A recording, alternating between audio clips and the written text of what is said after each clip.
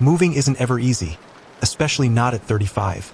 After spending years in a bustling city filled with noise and chaos, it hit me.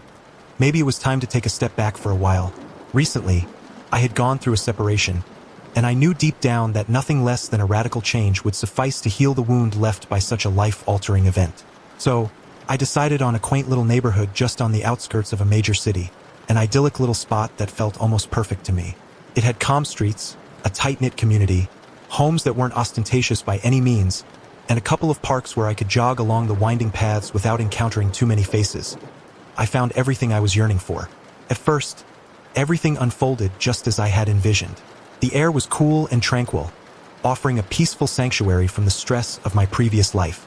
For the first time in a long while, I slept soundly, free from the shrill cries of sirens or the ceaseless buzz of traffic. My new neighbors appeared friendly enough, waving from a distance and leading their own busy lives, which suited me just fine. I relished my solitude. Ultimately, I sought only peace. However, after a few weeks, something peculiar began to gnaw at me. The behavior of one neighbor in particular caught my attention.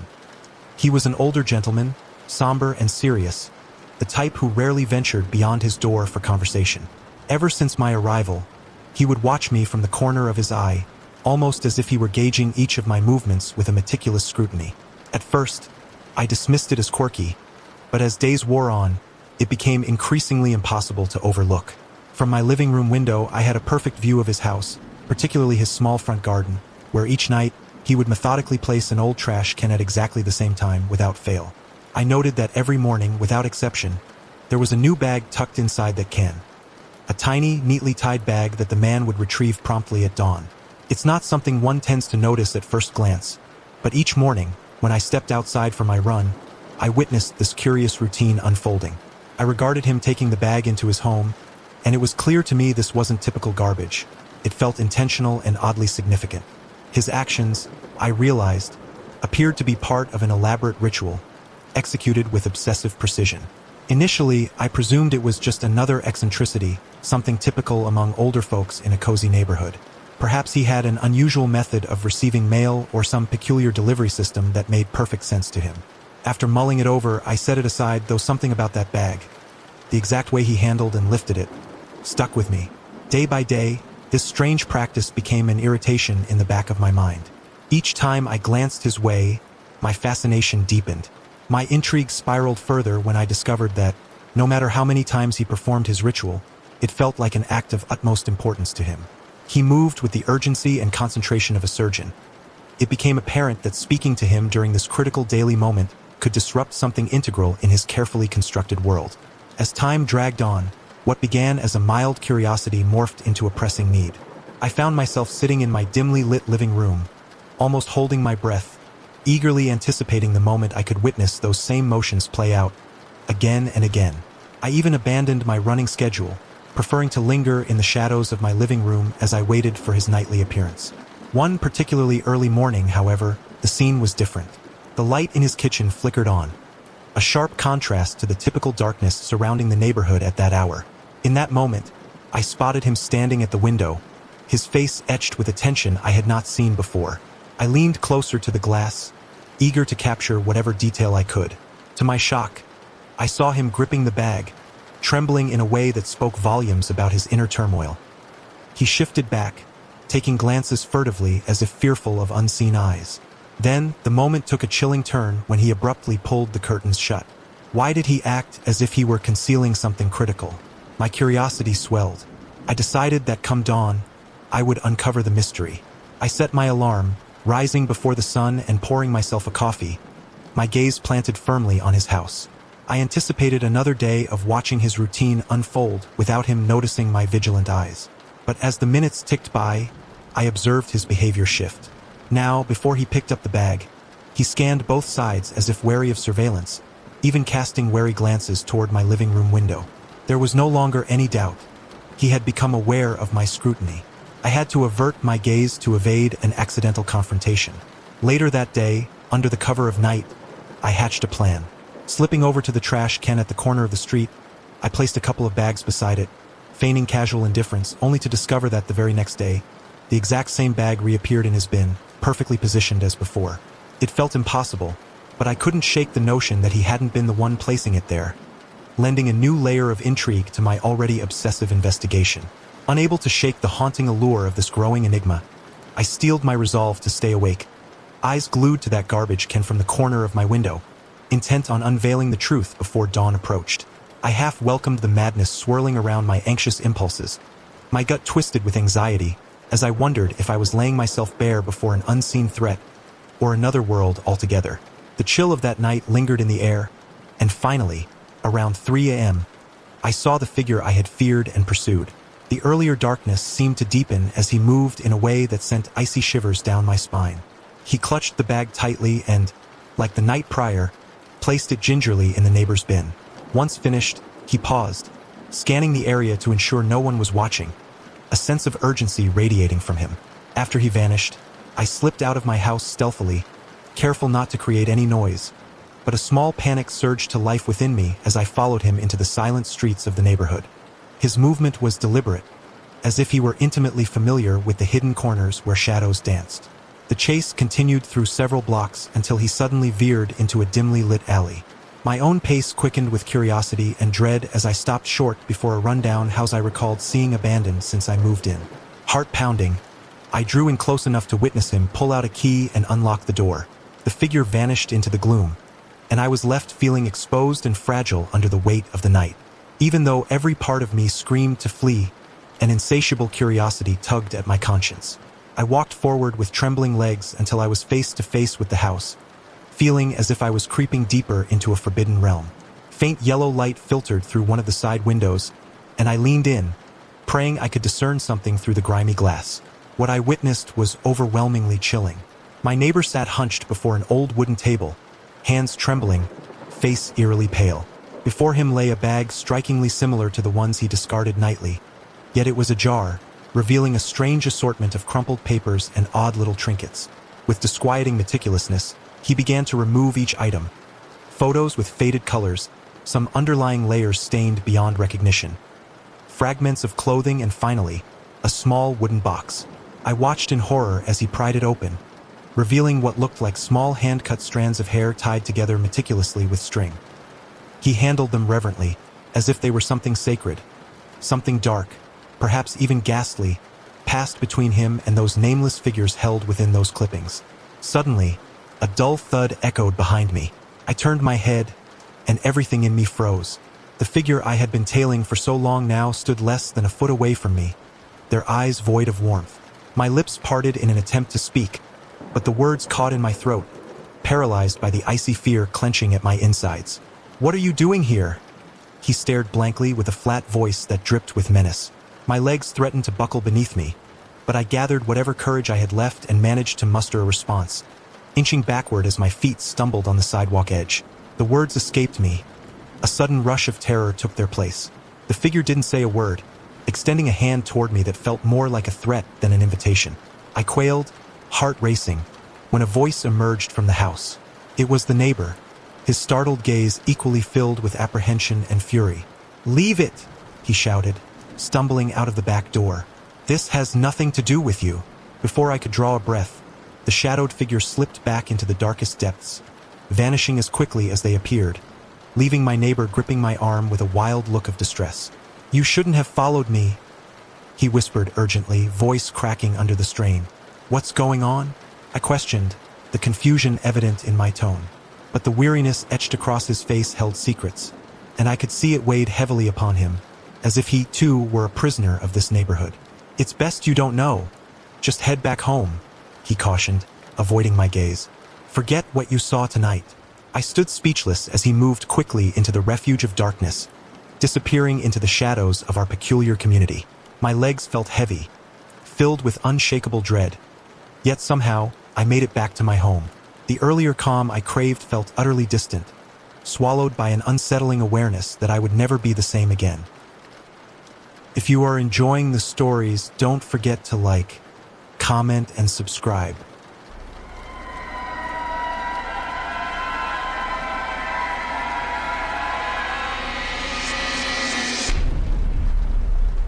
I moved to this building without much thought, seeking refuge from a life of chaos, a failed relationship, and a barely there job. The Colonia Willow Creek house I now inhabited was filled with creaky floors and its stories whispered in the walls, something I found strangely attractive. The surroundings seemed scattered yet welcoming, with modest gardens and a pair of sturdy, old oak trees gracing the streets.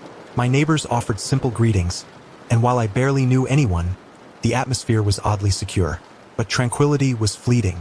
It all shifted when one Saturday morning, sipping my first coffee as sunlight streamed through my kitchen window, I caught sight of a moving van parked in front of a house that had been vacant for nearly a year. I tried to shake off the premonition looming at the back of my mind. A man emerged from the driver's seat, his dark hair tousled. His casual attire, a faded jacket tossed over jeans, initially struck me as nothing out of the ordinary. I watched curiously as he and a couple of movers unloaded boxes, tossing them carelessly into the house. But it wasn't long before I realized there was more to this neighbor than his unassuming exterior. Days rolled by, yet amid the hum of normal life, I noticed that this newcomer seemed to avoid any interaction. In my neighborhood, it was common for neighbors to extend a friendly hand upon their arrival.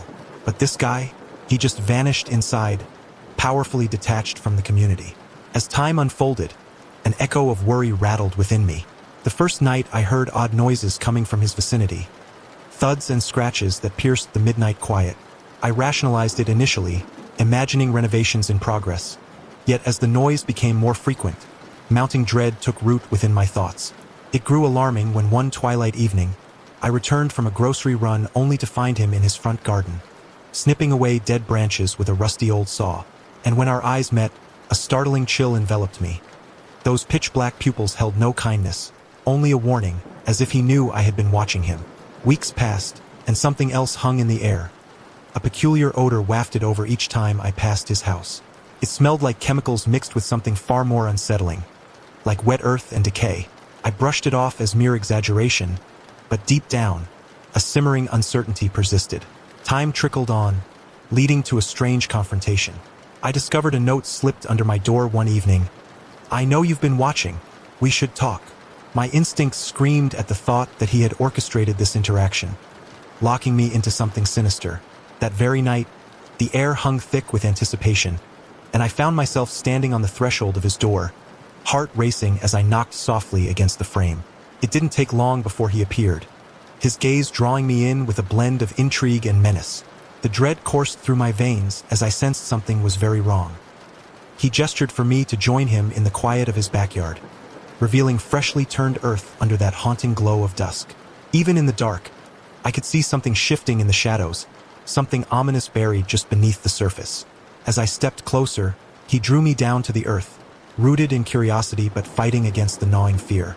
He leaned close, murmuring tailing whispers. "Take a look," he urged. "You wanted to know what intrigues you so much." I felt the world freeze around us. My heart raced as horror unfurled. He revealed something that lay there, cold and rigid. A human limb emerged from the ground. My worst fears realized in a single agonizing moment. Gritting my teeth in sheer terror, I tried to leap free, but he held firm, forcing me to glimpse the monstrosity. "Curious people end up like this," he hissed, his smile reflecting twisted delight in my panic. With every ounce of strength, I broke free, my feet flying towards the sanctuary of home, echoes of his laughter drumming in my ears. Inside my house, the panic hadn't evaporated. I locked the door behind me, though the threat lingered. He now existed in my world, a harbinger of unending terror that would loom beyond the quiet confines of Willow Creek.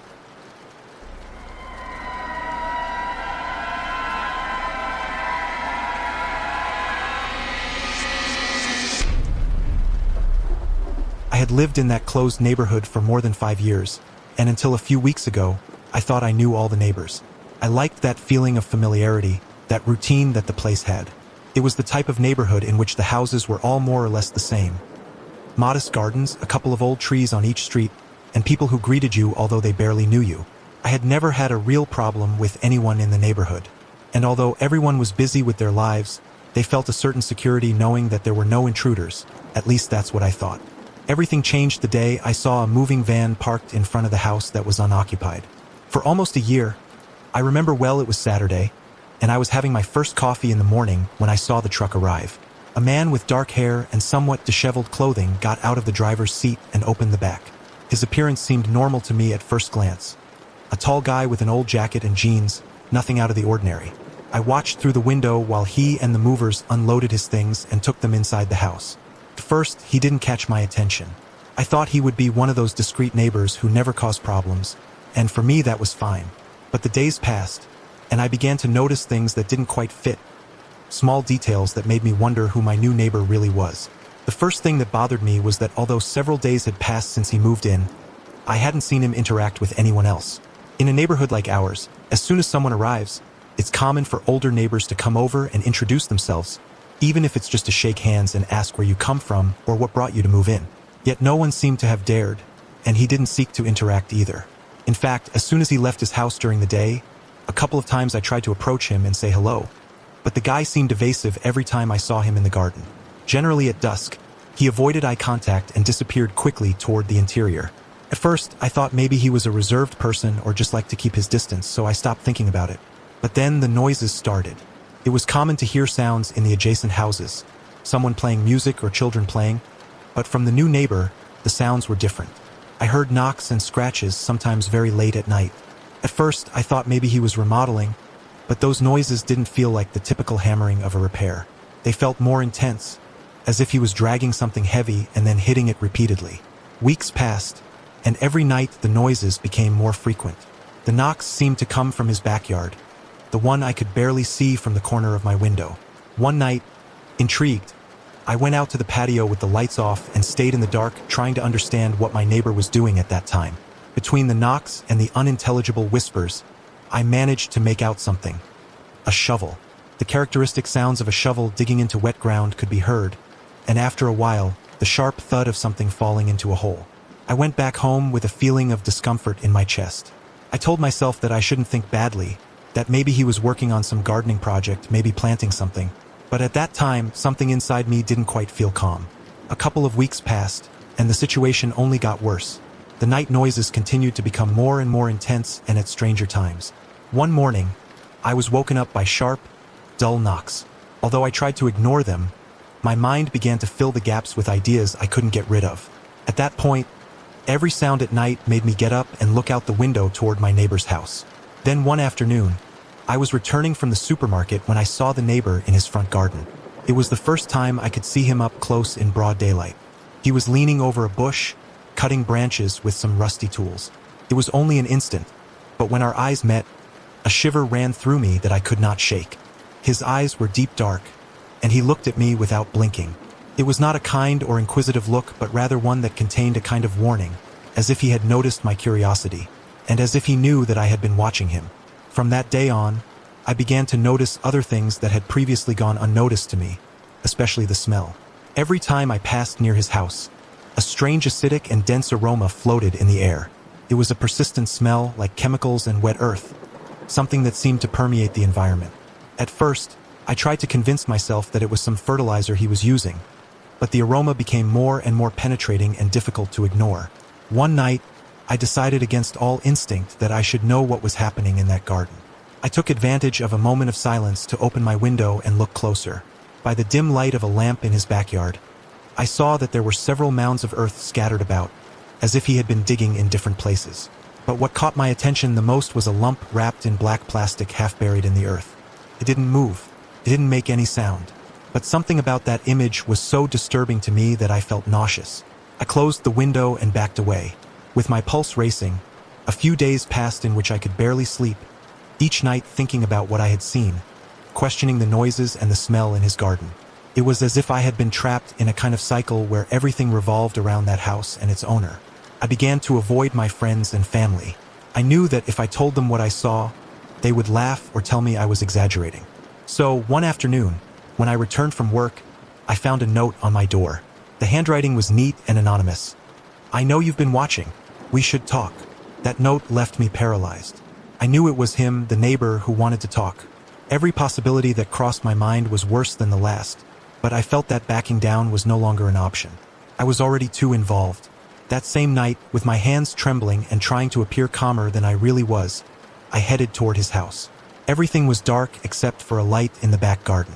I walked through the entrance hallway, and in that overwhelming silence, I could hear just a murmur coming from inside. The door was ajar. The only thing that moved me was the need to understand what was really happening in that house. I knocked on the door frame and said his name in a low voice without an answer. I moved forward, feeling invaded by paranoia. I reached the kitchen and saw that the back door was open. With a faint glow coming from the garden, I looked out, and indeed, there he was, leaning over another one of those mounds of earth with a shovel in his hand. I stayed in the shadows, watching him make the last blows on the ground, crushing the mound, breathing hard and at the same time. Looking up, I knew that he had noticed my presence. "I was waiting for you," he said without completely turning around, with a calmness that chilled my bones. "I only came to see if you needed anything." I noticed. "It's good. There are strange things, noises, you murmur." It was then when I noticed a grimace on his face, a kind of barely perceptible smile that made me take a step back. "So, you've been watching me?" "No," he asked quietly, approaching with slow and calculated steps. I felt the ground fail beneath me. Every fiber of my being urged me to run away, but my legs didn't respond. With each step toward me, the situation became more oppressive, the air thicker. My mind was racing 1,000 miles an hour as I searched for a way out. An excuse, but I just stayed there, frozen. Suddenly, he extended his hand and held my arm tightly, almost with excessive force, taking me toward the center of the garden right next to a new hole that he had finished. "I want you to see what intrigues you so much," he whispered with a calmness that contrasted with the brutality with which he had grabbed me. I tried to resist, but my body did not react. It was as if the hand that held me was an anchor that was impossible to break. He forced me to kneel next to the hole and began to remove dirt with my hands, pulling aside small lumps that I could barely make out. In the darkness, then one of the hoaxes was completely exposed under the light, and I saw what I had feared from the beginning. A rigid, grayish human limb emerged from the ground. Horror invaded me, and finally my legs reacted. I tried to stand up, but he held me tighter, forcing me to look at his work. "This is what he does with curious people," he murmured, leaning toward me with a voice that sounded like a knife scraping metal. At that moment, I gathered all the strength that I had left and managed to free myself from his grip. I ran toward my house without looking back, with the sound of his footsteps following me, echoing in the silence of the night. I crossed my door and locked it, but I could still feel his presence, that latent threat that remained suspended in the air, as if he knew that deep down he was now in control.